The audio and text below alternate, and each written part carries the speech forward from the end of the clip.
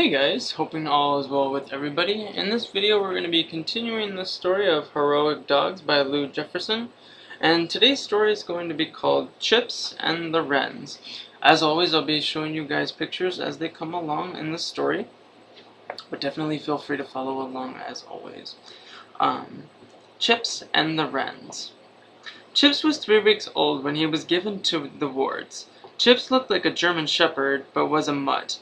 His father a German Shepherd and his mother a mix of Collie and with some Husky and or Shepherd.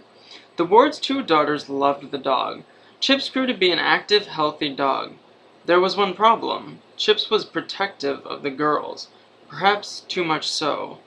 One day he defended the girls against a garbage man and bit him. U.S. military dogs. At that time, the attack on Pearl Harbor had occurred and the United States had entered World War II. Unlike many countries, the United States did not have an official dogs corps in World War I. The United States gave several hundred dogs to the French to be used to carry ammunition in the mountains, but when the U.S. entered the First World War, the military had to borrow trained dogs from its allies. So, another war comes and the U.S. had still not made any effort to add dogs to its military despite the value the dogs had shown in previous wars all over the world. The only dogs in the service when the Second World War started were a few sled dogs in Alaska.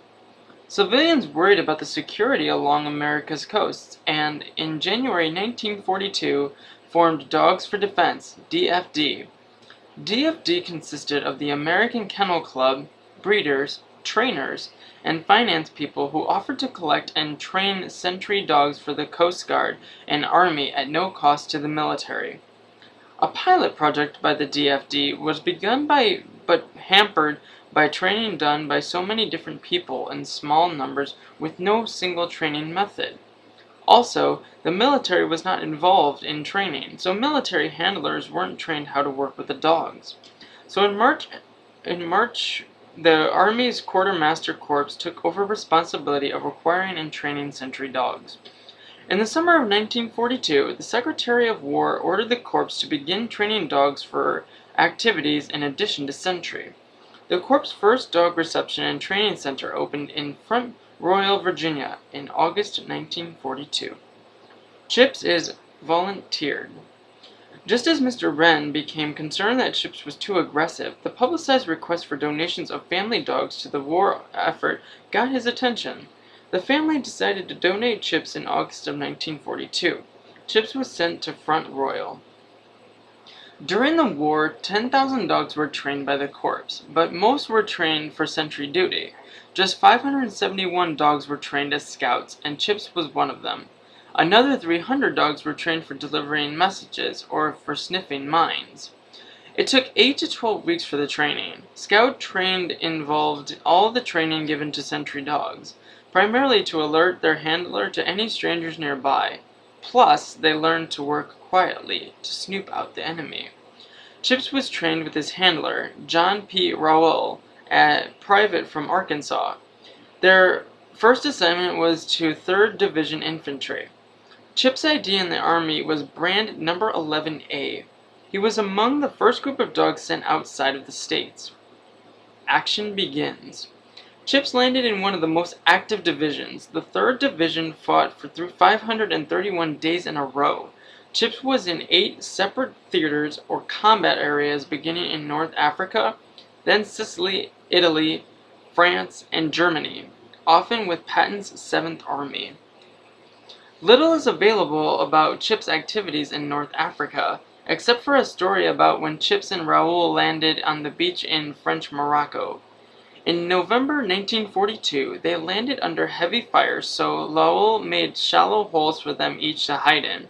Then Raoul started digging himself deeper into the sand for greater protection. Chips, no dummy, saw what he was doing and started digging himself a proper foxhole. At some point in his career, Chips warned his handler of enemies nearby during active shooting. They attached a phone wire to Chips' collar, and he dodged his was back to their base so the platoon could call for their reinforcements. In January 1943, President Roosevelt, Prime Minister Churchill, and their military chiefs met in Constantinople, now Istanbul, Turkey. Their meeting was to plan the strategy for attacking Europe. At that time, Chips was assigned to headquarters and was one of the 3 sentry dogs guarding the president. He worked 12-hour shifts with his handler. Actions above and beyond the call of duty. Chips was in the thick of it in Sicily. The invasion began during the night of July 9, 1943. Before dawn, Chips and Raoul had moved from their landing craft to the beach. Battle noises were loud as their platoon tried to get inland. They were headed toward what they thought was an old grass-covered hut they could use for shelter when the machine gun fire from the hut nailed them to the ground. They disturbed an Italian machine gun nest. Chips, ignoring all his training to stay with and obey his handler, broke away from Raoul. They heard him snarling as he ran right into the hut. The soldiers then heard a lot of noise from the hut, followed by a pistol shot. The machine gun firing stopped, followed by an Italian soldier coming out of the hut with Chips' teeth locked on his throat. Chips finally obeyed Raoul and released his grip as the 3 soldiers came out of the hut and surrendered. Surrendered to Chips, really. The pistol had been fired at Chips, but the bullet lightly grazed his head. Medics treated the bullet wound and powder burns on his face, mouth, and tongue, and his eye. Chips went right back on duty with Raoul. The night on the guard duty, Chips used his sentry skills to alert Raoul to 10 enemy soldiers trying to enter the camp. Raoul and Chips captured them all. The division commander awarded Chips a Purple Heart for his wounds and a Silver Star for his bravery in action. The actual medals came and were awarded to Chips in the churchyard ceremony in Italy in November 18, 1943. The commander also put Chips in for the Distinguished Service Cross. Chips' fame didn't stop his work assignments. He continued to campaigns in Italy, to both Salerno and in Rome. In September 1943, after success at Salerno, General Eisenhower visited the platoon to congratulate them on their success. Like most men when they meet dogs, they leaned over to pat Chips on his head. Chips, a well-trained sentry dog, can only be touched by his handler. He quickly bit the famous president-to-be. Around the troops, he was as famous for that as for his battle exploits. Here's a picture of Chips the dog.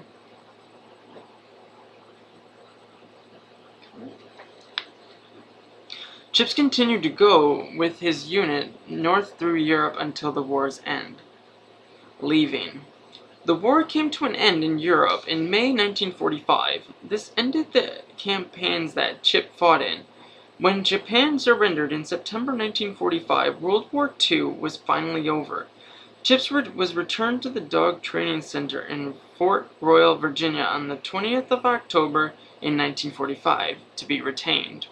He needed to learn to be a civilian again. He was taught to trust more people than just his handlers, to know that people were friendly, and not lunge when he thought someone was going for his gun.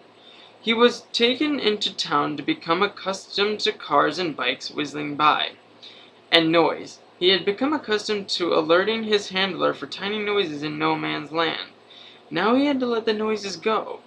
Before being released, his health was also okayed by a veterinarian.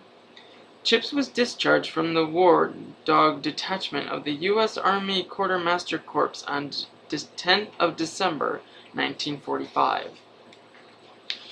Chips was sent by train at the Army's expense back to Pleasantville, New York, and the Wren family. The New York Central train arrived at 9:30 a.m. on December 11th.